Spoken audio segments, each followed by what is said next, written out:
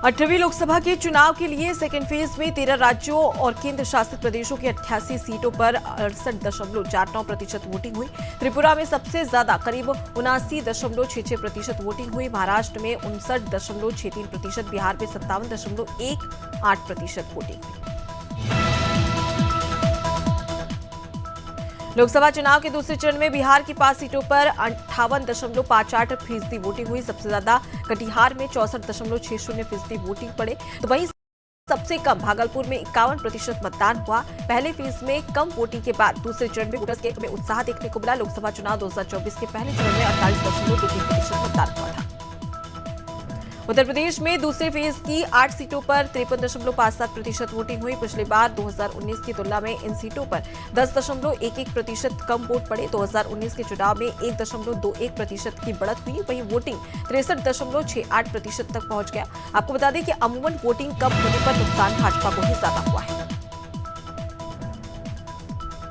लोकसभा चुनाव के दूसरे चरण में मध्य प्रदेश की 6 सीटों पर 58% से अधिक वोटिंग हुई है। पिछली बार इन 6 सीटों पर औसत 67% वोटिंग हुई थी। इस लिहाज से करीब 9% कम वोटिंग हुई है। पहले चरण की 6 सीटों पर भी 2019 के लोकसभा चुनाव की तुलना में 8% वोटिंग कम हुई है। लोकसभा चुनाव के दूसरे चरण में राजस्थान की 13 लोकसभा क्षेत्रों में अंतरिम रूप से 64.6% मतदान दर्ज किया गया। इसमें पोस्टल बैलेट के माध्यम से किया गया 0.49% मतदान भी शामिल है। साल 2019 में इन क्षेत्रों में 68.42% मतदान हुआ था। कोटा और बाड़मेर लोकसभा निर्वाचन क्षेत्र में साल 2019 के मुकाबले ज्यादा बढ़त मिली है।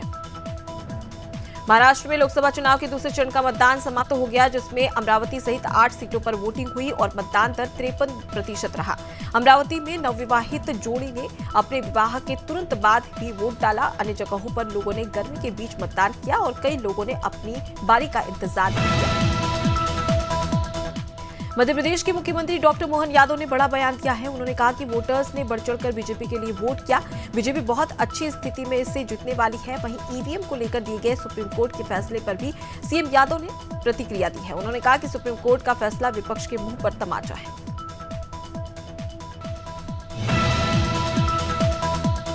छत्तीसगढ़ के उप मुख्यमंत्री अरुण साव ने रायपुर में मीडिया से चर्चा की। इस दौरान उन्होंने कहा कि छत्तीसगढ़ की 3 लोकसभा सीटों पर मतदान संपन्न हो चुके हैं और लोगों की जो प्रतिक्रिया सामने आई है वो बहुत ही सकारात्मक है। उन्होंने कहा कि लोगों ने बढ़ चढ़कर मतदान में भाग लिया है। साथ ही डिप्टी सीएम ने तीनों सीटों पर बीजेपी की जीत का दावा भी किया। मध्य प्रदेश में लोकसभा चुनाव के 2 चरणों में 12 सीटों पर मतदान हो चुका है। इन दोनों चरणों में कांग्रेस के राष्ट्रीय नेताओं के सिर्फ 2 ही दौरे हुए हैं। अब तीसरे चरण में कांग्रेस का फोकस ग्वालियर चंबल अंचल पर है। तीसरे फेज की वोटिंग 7 मई को होगी। इससे पहले राहुल गांधी और प्रियंका गांधी प्रचार करने चंबल आएंगे।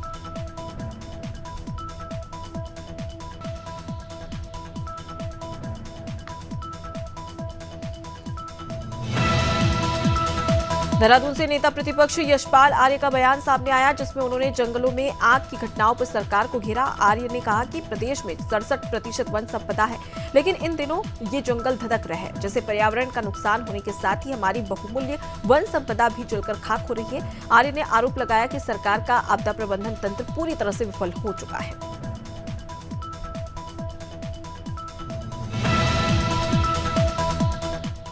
मदावर सर्व समाज एकता समिति के संस्थापक रामेंद्र सिंह भदौरिया ने प्रेस वार्ता की। इस दौरान उन्होंने ग्वालियर लोकसभा सीट से बीजेपी प्रत्याशी भारत सिंह कुशवाहा पर गंभीर आरोप लगाए। उन्होंने कहा कि चक्रापुर नरवर में जिन लोगों ने क्षेत्रीय समाज के 4 लोगों की निर्मम हत्या की थी, बीजेपी नेता उन्हीं लोगों का सहयोग कर रहे हैं। भदौरिया ने ये भी आरोप लगाए।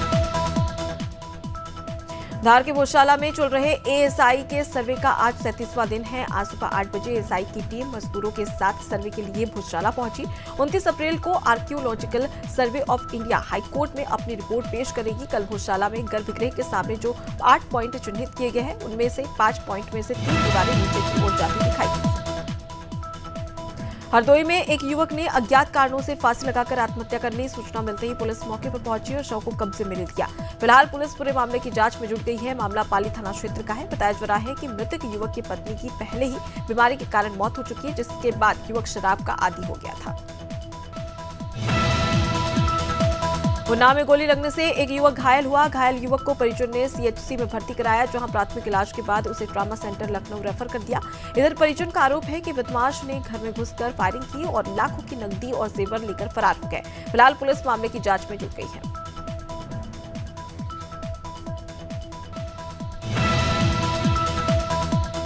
गाजीपुर के नंदगंज थाना पुलिस और एसओजी टीम ने शराब बनाने के अवैध कारोबार का भंडाफोड़ किया। साथ ही 240 पेटी अवैध शराब के साथ शराब बनाने का उपकरण भी बरामद किया है। मौके से 2 आरोपियों को पुलिस ने गिरफ्तार कर लिया। अवैध शराब की कीमत 15 लाख रुपए बताई जा रही है। अवैध शराब सेप्टिक टैंक के आड़ में बनाई जा रही थी। शिवपुरी में पुलिस ने गोदाम में चोरी करने वाले 3 चोरों को गिरफ्तार कर लिया। बता दें कि चोरों ने पूर्व कांग्रेस विधायक केपी सिंह के गोदाम से करीब 100 खाद के कट्टे चोरी किए थे। मामले में थाना प्रभारी ने मुखबिर के बताए गए स्थानों पर दबिश देकर कार्रवाई की। पुलिस ने चोरों से 92 खाद के कट्टे बरामद कर लिए हैं। मंडला जबलपुर मार्ग पर देर रात एक भीषण सड़क हादसा हो गया। एक बस पिंडरई पंडरिया से सिकोसी गांव बारात लेकर जा रही थी, तभी अचानक बस अनियंत्रित होकर सागर पुल की रेलिंग तोड़कर पुल पर पलट गई और उसमें करीब 20 लोग घायल हो गए। सभी घायलों को जिला अस्पताल में भर्ती कराया गया है।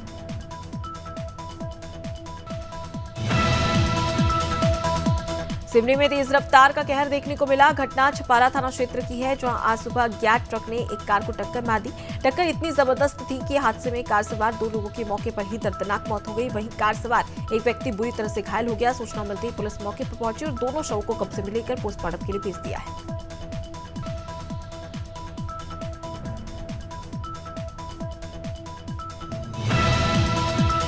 शिवपुरी में डीजे में करंट फैलने से 2 लोगों की मौत हो गई। मामला कोलारस थाना क्षेत्र के डोडियाई गांव का है, जहां बारात में डीजे से बिजली का तार टकराने से दूल्हे के 2 दोस्तों की मौत हो गई। वहीं 3 दोस्त घायल हो गए। घायलों का उपचार मेडिकल कॉलेज में जारी है। फिलहाल मृतकों के शव को पोस्टमार्टम के लिए भिजवाया गया है।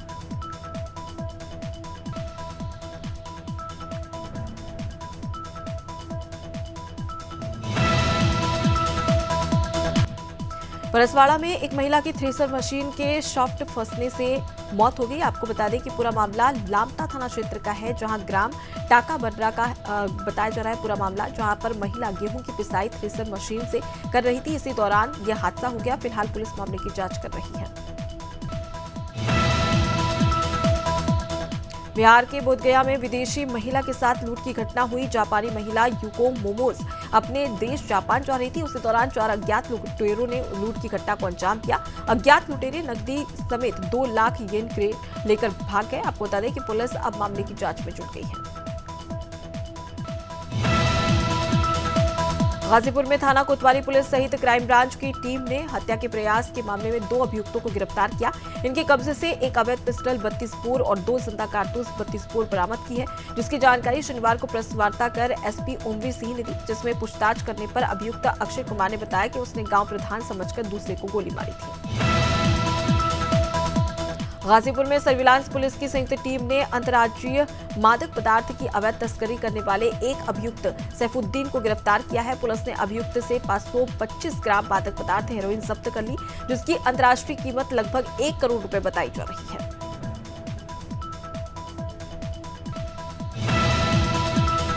कन्नौज में पत्नी के प्रेमी ने अपने एक साथी के साथ मिलकर पति को मौत के घाट उतार दिया। पुलिस ने हत्या की साजिश में पत्नी को गिरफ्तार किया। पत्नी ने हत्या को एक्सीडेंट करार देने के लिए भरपूर कोशिश की। वहीं पुलिस ने घटना की जांच करते हुए मृतक की पत्नी सहित हत्यारों को गिरफ्तार कर लिया। घटना गुरसरायगंज कोतवाली क्षेत्र इलाके की बताई जा रही है। मल्हाहन खेड़ा गांव में अनादि टीवी की खबर का असर हुआ है। दरअसल ग्रामीणों ने समस्याओं को लेकर लोकसभा चुनाव का बहिष्कार किया था, जिसे लेकर अधिकारियों ने ग्रामीणों से बातचीत की और ग्रामवासियों ने मतदान को लेकर हामी भरी।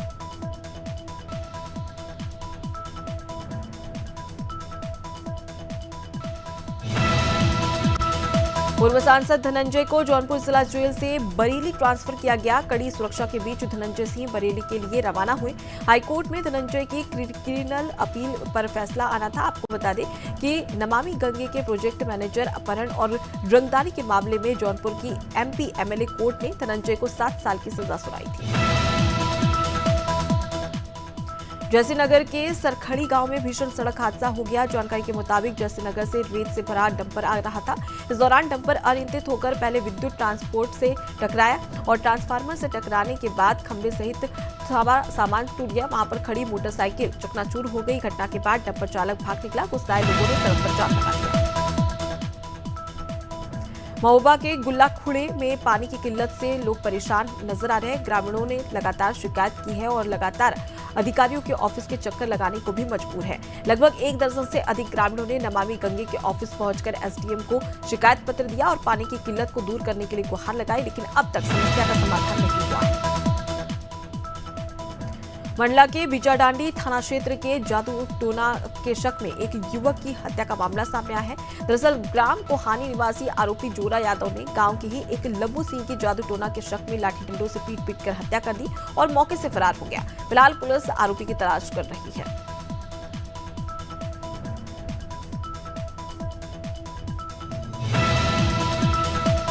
मानपुर में नशा मुक्त भारत अभियान के तहत स्कूलों में विद्यार्थियों को जागरूक किया जा रहा है। इस दौरान जीवन कौशल और नशीली दवाओं पर जागरूकता और ज्ञान बढ़ाने के उद्देश्य पर भी बात की जा रही है। नवज्योति अकादमी उच्चतर माध्यमिक विद्यालय में उच्च न्यायालय के निर्देश पर मजिस्ट्रेट अपूर्व मल्होत्रा की उपस्थिति में कार्यक्रम आयोजित किया गया।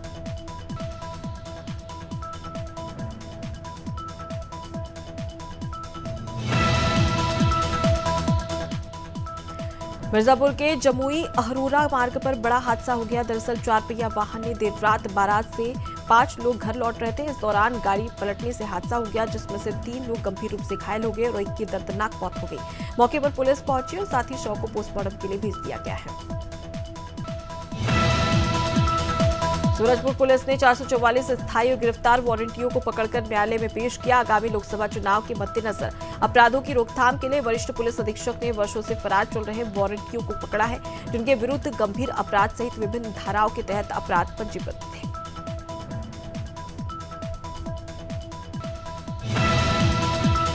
टीकमगढ़ के बापूनगर में एक चौंकाने वाला मामला सामने आया, जहां अवैध संबंधों के चलते पत्नी ने प्रेमी के साथ मिलकर पति रमेश अहिरवार की हत्या कर दी, जिसे लेकर चंदेरा पुलिस थाना प्रभारी अंकित दुबे ने दोनों आरोपियों को गिरफ्तार कर लिया है।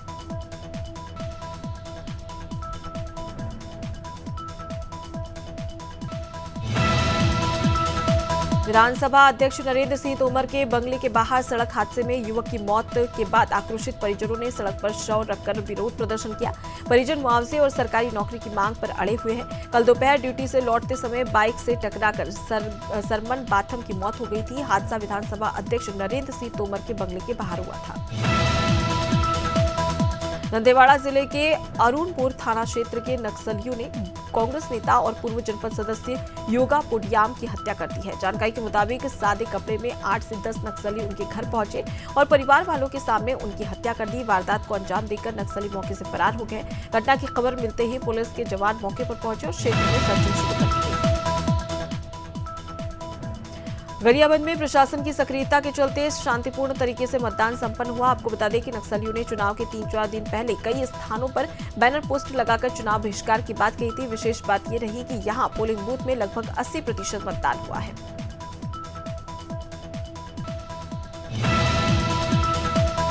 लोकसभा चुनाव के तहत आज अनुपस्थित श्रेणी के मतदाताओं को होम वोटिंग कराई जाएगी। इसके लिए गठित मतदान दल रवाना हो चुके हैं। जिला निर्वाचन अधिकारी अजित बंसल के मार्गदर्शन में होम वोटिंग कराई जा रही है, जिसमें दिव्यांग मतदाताओं और 85 साल के ऊपर के मतदाता वोट कर सकेंगे।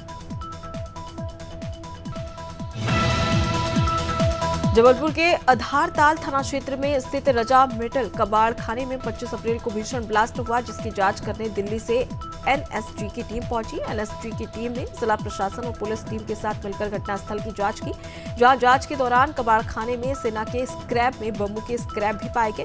वहीं कलेक्टर दीपक सक्सेना ने कहा कि केंद्रीय एजेंसियों की जांच की रिपोर्ट के आधार पर आगे की कार्रवाई की जाएगी। रायबरेली में शहर के बीचों बीच स्थित रेस्टोरेंट में आग लगने से राहगीरों में हड़कंप मच गया। सुबह का समय होने की वजह से रेस्टोरेंट में भीड़ नहीं थी, जिससे कि किसी तरह का बड़ा हादसा नहीं हुआ। आपको बता दें कि आग रेस्टोरेंट के बेसमेंट में बने गोदाम में लगी थी। वहीं दमकल की 2 गाड़ियों ने मौके पर पहुंचकर आग पर काबू पा लिया। फिलहाल आग लगने के कारणों का पता नहीं चल पाया है।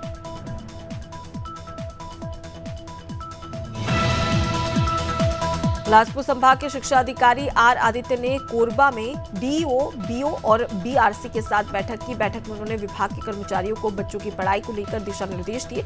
बैठक में और किन मुद्दों पर चर्चा हुई, जिसको लेकर अनादि टीवी ने शिक्षा विभाग के ज्वाइंट डायरेक्टर आर आदित्य से खास बातचीत की, जिसमें उन्होंने विस्तार से इसकी जानकारी भी दी। कोरबा एसपी सिद्धार्थ तिवारी ने यातायात पुलिस कर्मियों को सुरक्षात्मक उपकरणों का वितरण किया। आपको बता दें कि जिला मुख्यालय अंतर्गत सभी यातायात पुलिस कर्मी जो लगातार धूप में चौक चौराहों पर खड़े होकर ड्यूटी करते हैं, ऐसे सभी पुलिस कर्मचारियों को भीषण गर्मी से राहत दिलाने के लिए चश्मा, छतरी और साथ ही पानी की बोतल का वितरण किया गया। उत्तर प्रदेश के कैबिनेट मंत्री डॉक्टर संजय निषाद ने सपा पर बड़ा आरोप लगाया है। निषाद ने अपने ऊपर हुए हमले का जिक्र करते हुए कहा कि समाजवादी पार्टी लगातार निषादों को मिटाने के लिए प्रयास करती हुई आ रही है। उन्होंने कहा कि अगर सपा अपने कारनामे बंद नहीं करती है तो वो कुछ समय में समाप्त पार्टी बन जाएगी। उत्तर प्रदेश के बांदा में बारात में हुई आतिशबाजी से एक घर जलकर राख हो गया। यह हादसा बिसंडा थाना क्षेत्र के अलीहा गांव का बताया जा रहा है। हादसे में 3 बकरियों की भी जलकर मौत हो गई। पीड़ित परिवार घर से ही किराने की दुकान चलाता था। आग से दुकान का सामान भी जलकर राख हो गया है। हादसा उस वक्त हुआ जब दुकान के सामने से निकल रही बारात में की गई आतिशबाजी की वजह से चिंगारी लग गई।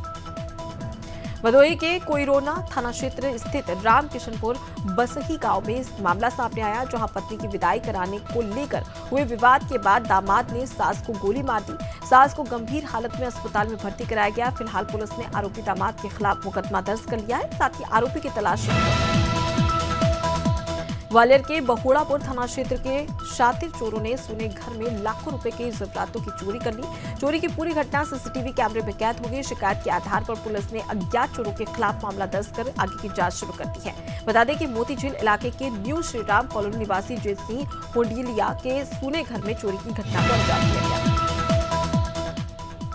हिमाचल प्रदेश में मौसम एक बार फिर से बदल गया है। शिमला समेत प्रदेश के अधिकांश क्षेत्रों में बीती रात से मौसम खराब हो गया और कुछ स्थानों पर हल्की बारिश भी हुई। सक्रिय पश्चिम विक्षोभ के कारण अगले 4 दिनों तक पहाड़ों में बारिश की संभावना जताई गई है।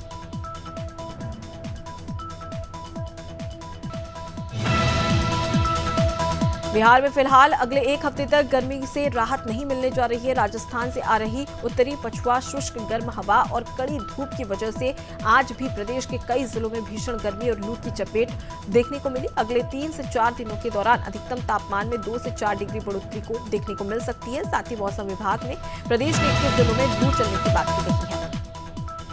झारखंड में 30 अप्रैल तक के लिए मौसम विभाग ने चेतावनी जारी कर दी है। राज्य में गर्म हवा से बचने के लिए अलर्ट भी जारी कर दिया गया है। मौसम विभाग ने आज 3 इलाकों को लेकर अलर्ट जारी किया है। साथ ही आपको बता दें कि राज्य में इन जिलों में तापमान भी अधिक है और इन इलाकों में लू का खतरा लगातार बढ़ता ही जा रहा है। राजस्थान में वेस्टर्न डिस्टर्बेंस के प्रभाव से पिछले 24 घंटे के दौरान राज्य के कई जिलों में आंधी बारिश हुई।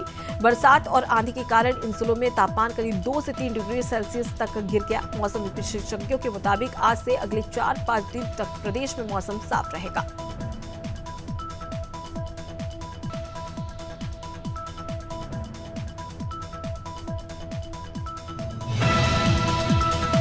हरियाणा में फिर से मौसम बदल गया है। प्रदेश के 4 जिलों में 24 घंटे के दौरान बारिश और ओलावृष्टि हुई। 2 जिले से हिसार और कैथल में आकाशीय बिजली गिरने से मामले भी सामने आए। मौसम विभाग ने आज भी 11 जिलों में येलो और ऑरेंज अलर्ट जारी किया था।